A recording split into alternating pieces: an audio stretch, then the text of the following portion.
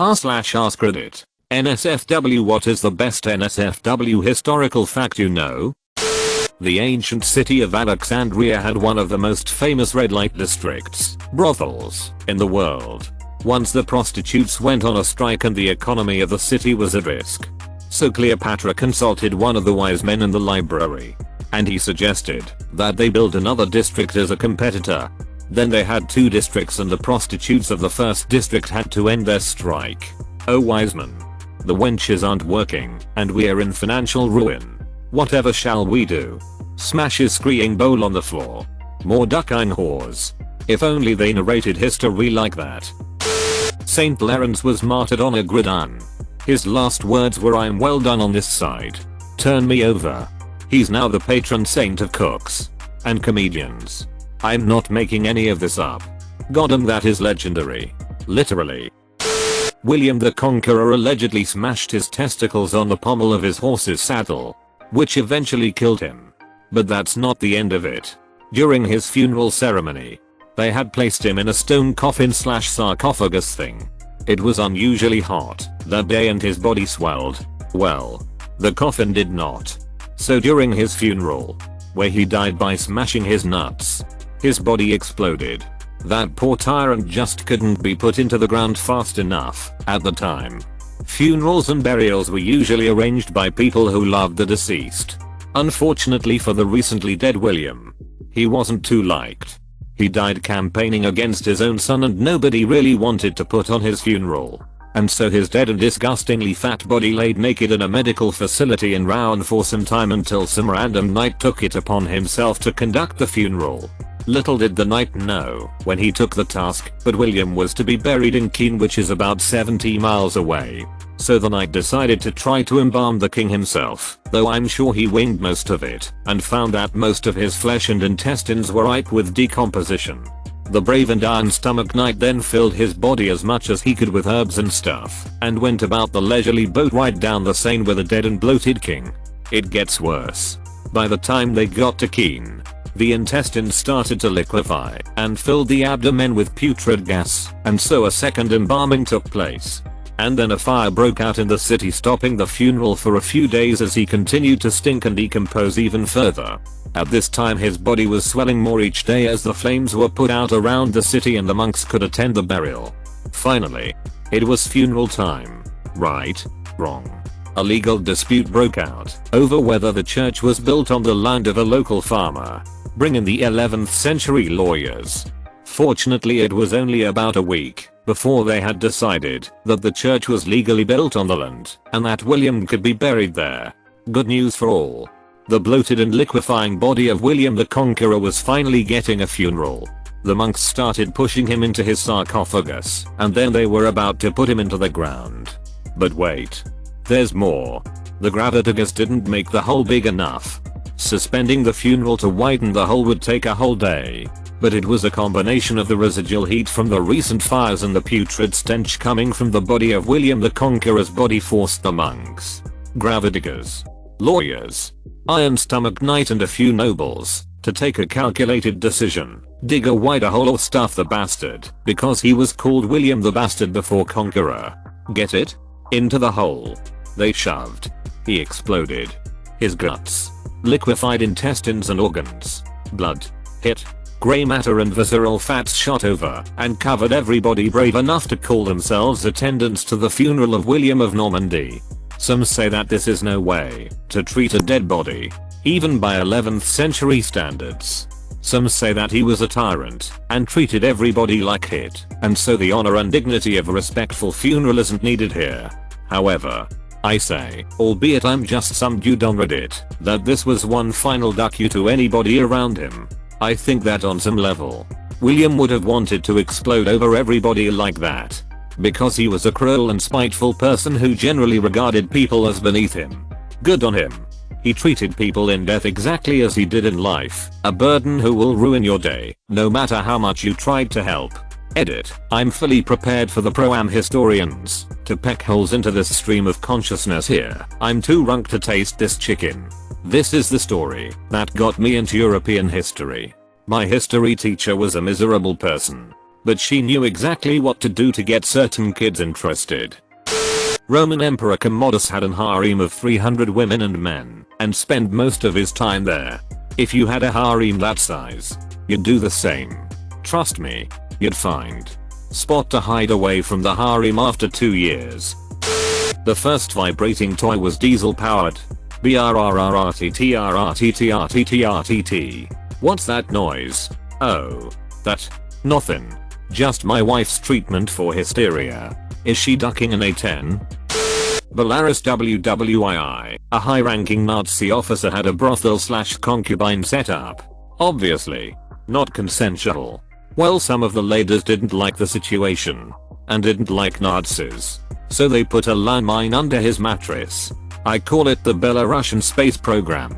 Still safer as a space program than my death-trap machines I make in KSP. Who needs symmetry when you can have even more acceleration?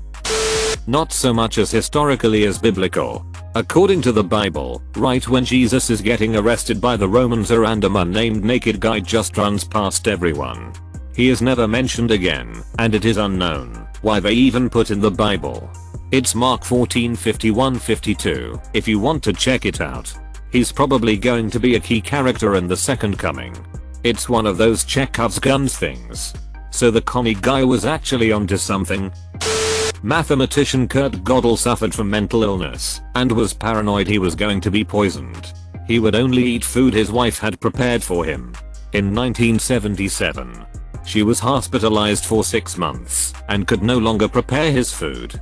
In her absence, he refused to eat and eventually starved to death. He only weighed 65 pounds when he died. He couldn't have made himself a goddamn sandwich? You fool. What if he poisoned his food? In ancient Greece, prostitutes used to press "follow me" into their sandals so that when they walked it would imprint into the dirt or sand. So when people saw it, they'd know that they could follow the trail and it would end in a prostitute and maybe some ex. There's a sculpture I love called the Slipper Slapper that shows Aphrodite and Pan. And she is, edit, my bad, this is not true, holding a sandal with "follow me" on the bottom. Big edit, sorry. I appear to have misunderstood a professor and then didn't follow up before posting. The Slipper Slapper is a beautiful sculpture, but does not have "follow me" studded on the bottom in Greek. My bad for not researching the statue more before posting. Ancient duck me shoes. When the nice shoes wanna duck pickup line actually worked. American is a replacement wig for pubic hairs prostitutes used to use after they shaved fizz due to pubic lice. Merkins are regularly used in cinema. For some reason it's more acceptable to show fake pubic hair than the real deal. Probably the actress does not want to go full frontal. I thought it was for historical accuracy, as women today tend to shave more than in the past. George Washington, in his youth, was a handsome, strapping young man that all the women and officers' wives wanted to screw. Our founding father was a bit of a poon hound. I heard he had like 30 goddamn peens. Had a pocket full of horses. 18th century Empress of Russia Catherine the Great employed foot ticklers to turn her on.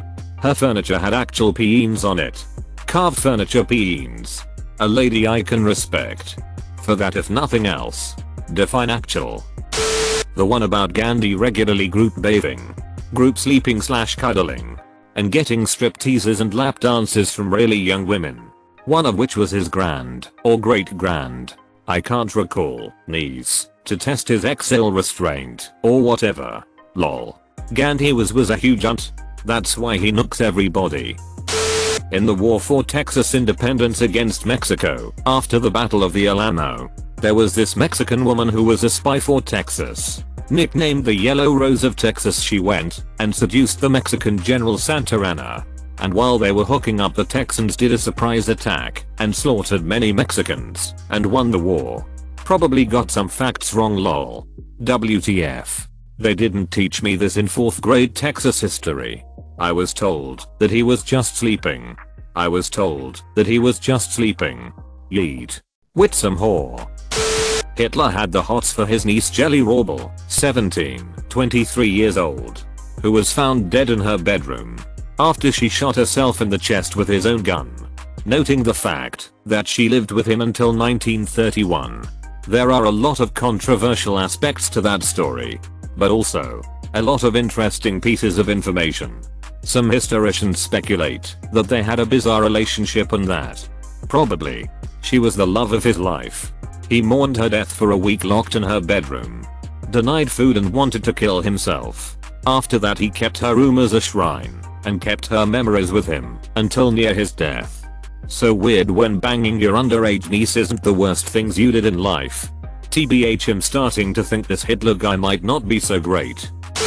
In 2017, Oscar Wilde was among an estimated 50,000 men who were pardoned for homosexual acts that were no longer considered offenses under the Policing and Crime Act 2017.